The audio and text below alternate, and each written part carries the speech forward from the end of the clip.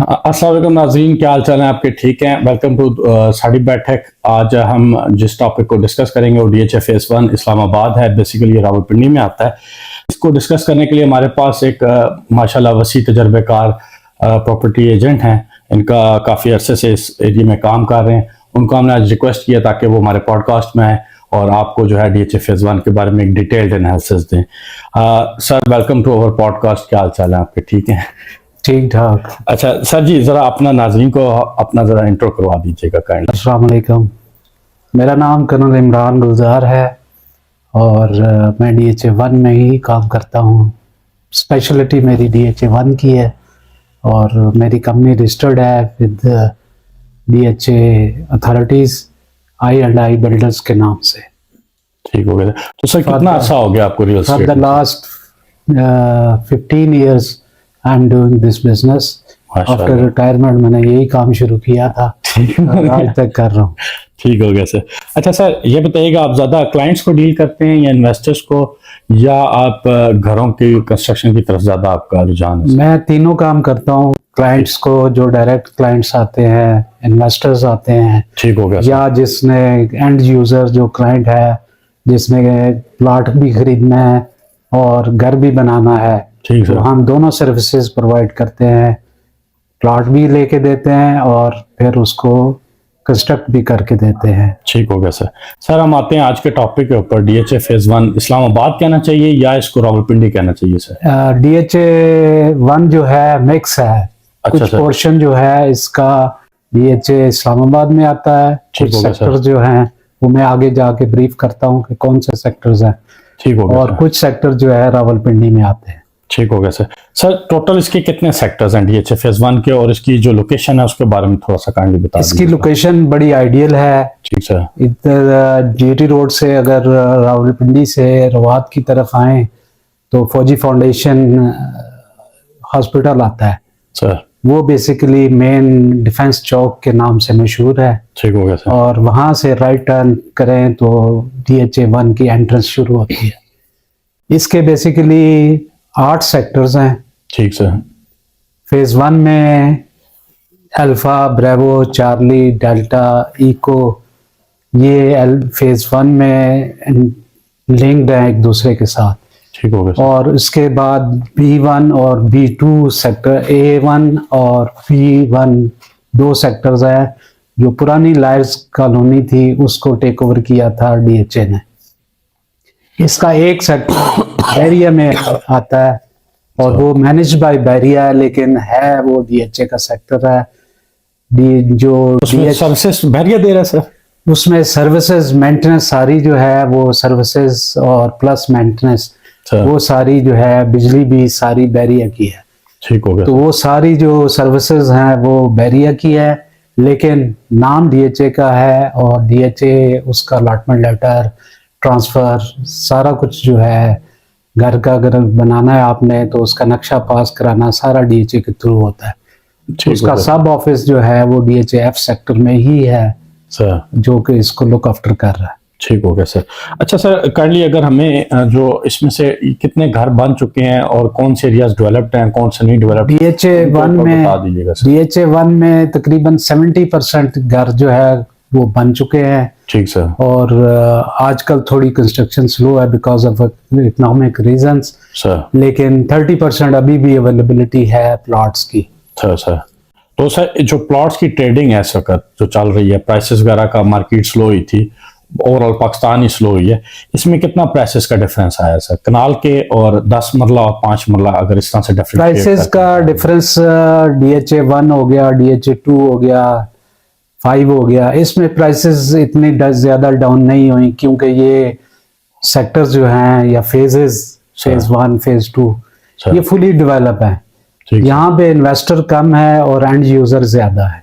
ठीक हो। इन्वेस्टर अगर कोई चीज अपॉर्चुनिटी मिलती भी है तो इन्वेस्टर उठा लेता है या उसमें इन्वेस्टमेंट कर लेता है, प्लॉट अपने नाम करवा लेता है और फिर with the passage of time वो प्राइस जब बढ़ती है तो वो उसको सेल करता है। ठीक हो गया सर। अभी इस वक्त सर जनरल प्राइसेस क्या चल रही हैं? इसमें जनरल प्राइसेस वेरी करती हैं 3.5 करोड़ से 4.5 करोड़ तक। ठीक जो कि कंपैरेटिवली DHA2 से काफ़ी कम है। सर। लेकिन क्योंकि इसकी लोकेशन सेंट्रली है और इसके साथ फैसिलिटीज़ वाइज बैरिया जो लगता है उसकी काफ़ी फैसिलिटीज़ अवेल करते हैं DHA1 वाले, सर। क्योंकि DHA1 में इटसेल्फ जो है कमर्शियल्स बहुत कम है, सर। उसके लिए आपको बैरिया ही जाना पड़ता है। ठीक सर। तो DHA1 ने अभी नई डेवलपमेंट जो शुरू की है वो उसके बारे में मैं आगे जाके सर एक्सप्लेन करूंगा। ठीक हो गया सर। अभी सर ये जो प्राइसेस हैं ये मजीद अभी ड्रॉप होंगी या यहीं पर स्टेबल? नहीं, ये ड्रॉप नहीं होंगी बल्कि ऊपर जाने का है, क्योंकि मैंने पहले जैसे बताया कि यहाँ पे एंड यूजर है ज्यादा, जो है वो एंड यूजर, मतलब ये मार्केट का खेल नहीं चल रहा, एंड यूजर का सेक्टर, एंड यूजर का इन्वेस्टर कम है यहाँ पे।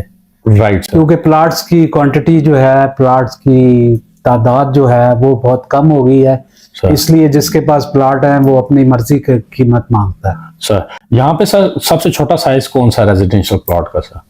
8 मरला 200 यार्ड्स। उसकी क्या प्राइस है सर? उसकी है 100 तकरीबन है 1,30,40 लाख पोजेशन वाला, और उसको अगर आप लेते हैं तो ऑल पोजेशन है, ऑल पोजेशन। ठीक हो गया सर। अच्छा सर दूसरा ये बता दीजिएगा कि इसमें घरों की प्राइसेस कहाँ पे हैं और कमर्शियल्स की सर, कमर्शियल प्लॉट्स की सर? कमर्शियल प्लॉट्स पहले मैं घरों का बता देता हूँ। घरों की प्राइसेस जो है वेरी करती है फ्रॉम 9 करोड़ टू 11 करोड़। अच्छा। नए घर। और इसमें क्योंकि ये पुराना DHA है, इसकी लोकेशन भी अच्छी है, और ये पहला फेज है DHA फेज 1 जो कि पहले सबसे पहले डेवलप हुआ था। उस वक्त बाकी फेजेस में अभी काम डेवलपमेंट का चल रहा था, लेकिन यहाँ पे पोजीशन दे दी गई थी और यहाँ पे घर बन गए। अभी ये पुराने घर भी यहाँ पे सेल हो रहे हैं तकरीबन 7 to 8 करोड़ की रेंज में प्राइस में। ये पुराने घर जो है अवेलेबल है, मतलब अगर depending on the condition of the house. मतलब ये कहना चाह रहे हैं कि सर अगर कोई भी क्लाइंट इस वीडियो को देखता है और वो कहता है कि मेरे पास 7-8 करोड़ का बजट है जो आप प्राइस बता रहे हैं, तो इसमें आपके पास अवेलेबिलिटी होगी? जी बिल्कुल अवेलेबिलिटी है। ठीक हो गया सर। अच्छा सर ये बताइएगा कि इसमें जो इन्वेस्टमेंट पर्सपेक्टिव्स हैं वो किस चीज के अंदर हैं सर? इन्वेस्टमेंट एक तो प्लाटों में ही है अगर कोई करना चाहे। दूसरा ये है कि अभी डे टू डे बेसिस पे DHA जो है ऑर्चर्ड एरिया को डेवलप कर रहा है, जो पहले भी डेवलप था लेकिन उसमें नई कटिंग्स डाल दी हैं, नए प्लॉट लॉन्च करने वाला है, तो वो एक एरिया है जहां पे इन्वेस्टमेंट कर सकता है। दूसरा मिनिमम कितनी इन्वेस्टमेंट अमाउंट? वो अभी तक लॉन्च नहीं हुआ, लेकिन जब लॉन्च होगा तो मिनिमम 3 करोड़ एक्सपेक्टेड है। तो ये इसमें कितना प्रॉफिट सर इसमें प्लस हो जाएगा? 50 लाख का इसके अंदर मतलब मार्जिन है। ठीक हो गया। मतलब अगर जो ये लॉन्च होता है और टाइमली लोग आपसे राब्ता करते हैं तो इसके अंदर ये है कि आप उनको 50 लाख का बिजनेस आप करवा के दे सकते हैं। राइट हो गया सर। दूसरा इसमें कमर्शियल हैं जो अभी तक लॉन्च नहीं हुए, वो भी पॉसिबिलिटी है। DHA1 में एक रोड नेटवर्क नया बना दिया गया है। रोड अमलतास रोड जो है सर्कल करती है पूरे DHA1 को।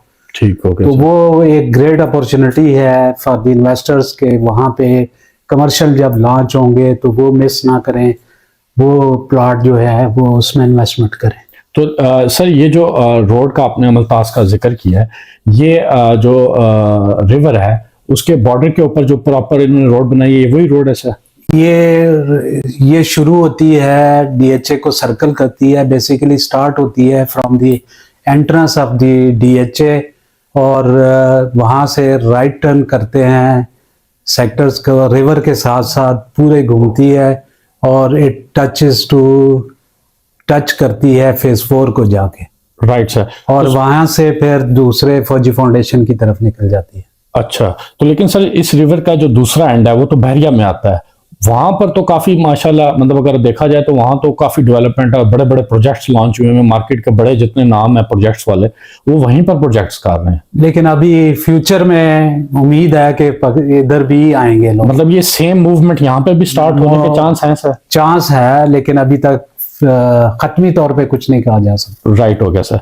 सर उसके अलावा आप इसके साथ फेज 4 भी टच करता है सर, जी। फेज 1 के साथ ऑर्चिड के साथ, उसके अंदर आप इन्वेस्टमेंट के क्या पर्सपेक्टिव देखते हैं? उधर बहुत अच्छी है सर। उधर बहुत अच्छी इन्वेस्टमेंट है। ये जो रोड अमलतास है, बेसिकली रूट जो दिया गया है, एक मेन लिंक रोड जो है वो डीएचए की एंट्रेंस से सीधी जो है वो डीएचए फेज 4 को जाती है, और डीएचए फेज 4 को फिर जो है अमलतास रोड भी टच करती है।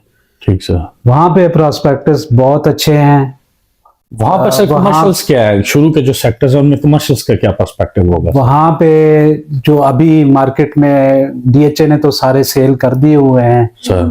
और रिवर के साथ साथ ही हैं वो भी। सर वहां पे 3 करोड़ से लेके 4.5 करोड़ तक 4 मरले का कमर्शियल है, और 8 Possession मरले वाला? का पोजेशन वाला, ऑल पोजेशन अवेलेबल। और वहां पे कितने फ्लोर्स अलाउड हैं सर? वहाँ जो अभी तक डीएचए ने पास तो अभी तक उधर शुरू नहीं हुआ, लेकिन 7 फ्लोर्स हैं, basement plus ground plus 5। Okay sir. Sir short term के अंदर after elections immediately short term अगर कोई गेन करना चाहे तो वहां पर किस तरीके से कर सकता है? अगर कोई आपसे रब्ता करे कि लड़ सके मेरे पास करोड़ है, 5 करोड़ है, जो भी इन्वेस्टमेंट है उसके पास, और वो ये चाहता है कि उसके ऊपर 3 महीने 4 महीने में कुछ अर्निंग हासिल करना चाहे, तो उसका क्या आप कोई टिप देना चाहिए या कोई उस बारे में कहना चाहिए सर? उस बारे में ये है कि अगर तो फाइनेंसेस उसके पास अच्छे हैं तो फिर डीएचए 1 इज द बेस्ट। ठीक है। लेकिन अगर लिमिटेड फाइनेंसेस हैं, 2.5 करोड़ है, 3 करोड़ है, या 3 करोड़ से नीचे नीचे है, तो phase 4 is the best investment. ठीक हो गया sir. Sir thank you for coming to our podcast. तो सर नाज़रीन को कोई मैसेज देना चाहें आप? मैसेज ये है कि बैंकों में पैसा ना रखें सर, कारोबार में लगाएं, इन्वेस्टर बने और प्रॉफिट गेन करें। नाज़रीन यू नो के पैसे की सर्कुलेशन हो तो उसमें ज़्यादा बरकत होती है और ज़्यादा अर्निंग होती है। तो सो बी ब्रेव एज सच। जो सोशल मीडिया के ऊपर बाकी जगहों पे पैनिक के क्रिएट है, बाकी भी पॉडकास्ट में यही डिस्कशन हुई है, रेट्स ड्रॉप नहीं हुए हुए, परचेजर्स जो हैं वो एक गलत परसेप्शन के अंदर हैं, सेलर्स भी गलत परसेप्शन में है, मार्केट का इन्वेस्टर भी गलत परसेप्शन में है, तो एक्चुअल सूरत ये नहीं है। तो बाकी भी इसी तरह के मजीद हम पॉडकास्ट लाते रहेंगे। नाज़रीन मजीद इन्फॉर्मेशन के लिए हमारे चैनल को सब्सक्राइब करें, लाइक करें। Thank you.